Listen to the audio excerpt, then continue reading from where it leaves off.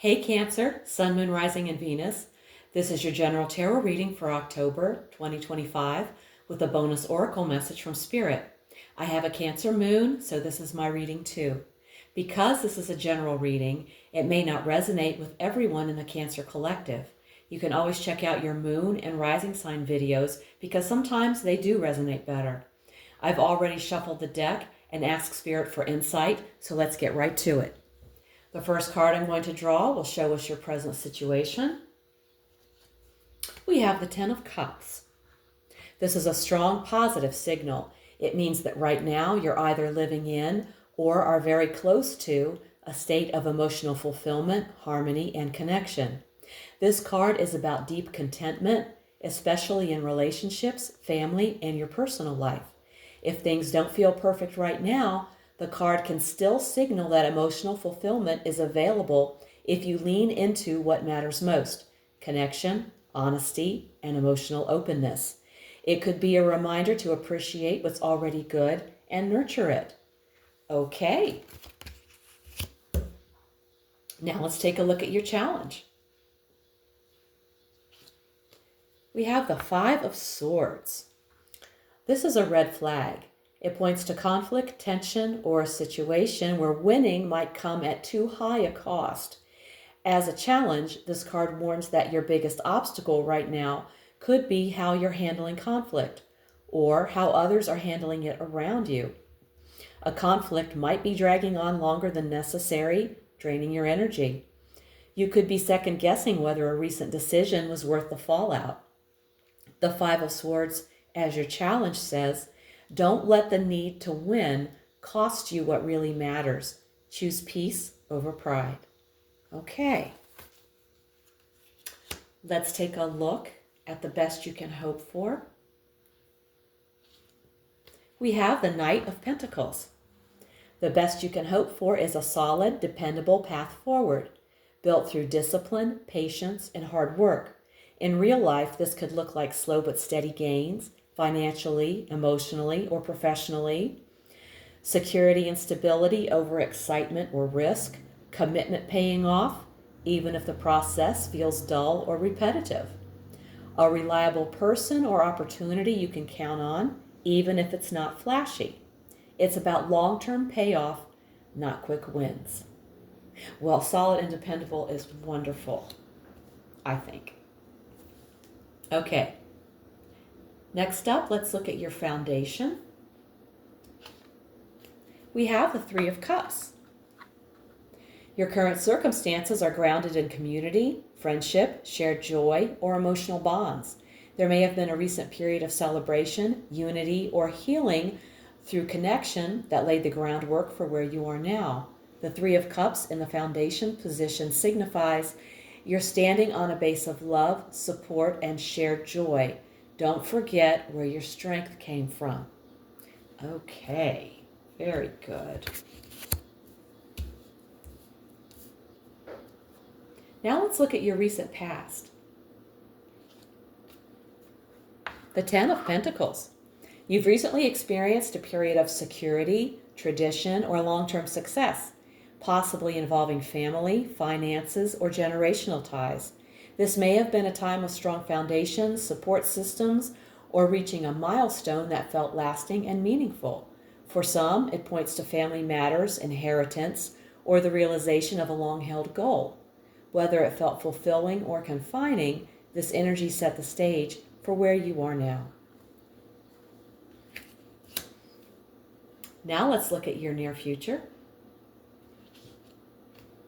We have the Six of Cups. This often points to an upcoming period filled with nostalgia, reconnection, and emotional warmth. It can signal that something or someone from the past will soon play a role in your life, offering comfort, healing, or perspective. This card suggests that the near future may bring emotional renewal through old connections, familiar places, or treasured memories. It's a reminder that the past can be a source of strength and joy, not just something left behind. Now let's take a look at you. We have the Four of Swords. You need some rest. mentally, emotionally, maybe even spiritually. You may be healing from something: burnout, heartbreak, illness, stress, or even just life being too much. Right now, you're in a phase of withdrawing to regroup. You might be pulling back from people, situations, or decisions. This can be healthy, a time of reflection and pause before re-engaging. You're not being lazy, you're being deliberate. But this is also a reminder that the pause is temporary. You're gathering strength to move forward, not retreating forever. Now, that wouldn't be any fun now, would it? Too much going on. Okay, next up is your environment. We have the Ace of Swords. The environment around you is charged with truth, new ideas, and possibly disruption that cuts through confusion.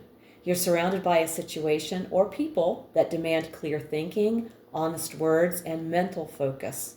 The Ace of Swords here says, the truth is in the air, cut through the noise, think clearly, and don't back away from what needs to be said or decided. Yes, swords are like that. They get right to the point. Now let's take a look at your hopes and fears. We have the Two of Pentacles.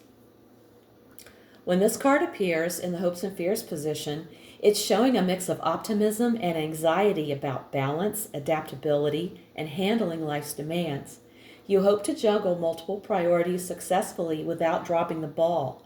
You want to adapt smoothly to changes and keep everything in harmony. You fear that constant change will become exhausting or that you'll lose control of a situation. Yeah, we all have hopes and fears. Okay, now we've reached the outcome. We have the Ten of Swords. This often signals the end of a difficult chapter, one that may involve a painful truth, betrayal, or a situation that has run its course. While it can feel final and harsh, it's also the point where the worst is over, making space for healing and renewal. The outcome may not be easy, but it is necessary for your growth.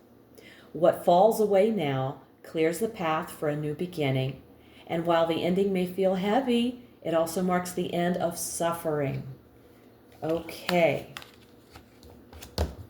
Now, the card at the bottom of the deck shows the energy quietly flowing beneath it all the truth beneath the surface. And we have the Eight of Pentacles. The hidden force at play is dedication, effort, and a desire to master something. Even if it's not obvious on the surface, there's a powerful undercurrent of put in the work, shaping this moment. The Eight of Pentacles at the bottom of the deck signifies hard work is happening, whether seen or unseen. Stay focused. The details matter. Okay. Now we're going to take an oracle card, and this is our message from Spirit. Spirit, what would you like to say to the Cancer Collective? Deep knowing. It's a little card, so there we go. I'll put it kind of close. Deep knowing. You're being asked to trust your intuition fully. You're receiving inner guidance that may not make logical sense, but it is deeply true. Listen to those gut instincts and act on them, whether it's a relationship that feels soul deep, a hunch that points towards success, or a sudden need to pull back and protect your energy. Your inner knowing is spot on. Trust it. Thank you, Spirit. That is a beautiful and important message. Cancer, this reading speaks to a powerful emotional journey. You're rooted in love and support, guided by intuition, and possibly closing a painful chapter that clears space for deep healing. The Ten of Cups and the Six of Cups suggest that emotional fulfillment and connection are either here or on the horizon. But the Five and Ten of Swords show you may need to release conflict, old wounds, or energy drains to fully step into joy. Spirit is saying you already know what's true. Trust your heart, act with clarity, and stay grounded. Your next chapter is being built, one real, honest step at a time, and it's leading you somewhere beautiful. If this reading hit home, give it a like, subscribe, and let me know in the comments how it's showing up in your life. If you want a personal reading, all the info's below. Also, check out my weekly oracle readings posted each Sunday for extra insight. Thank you so much for tuning in. Take care, and I'll see you in the next one.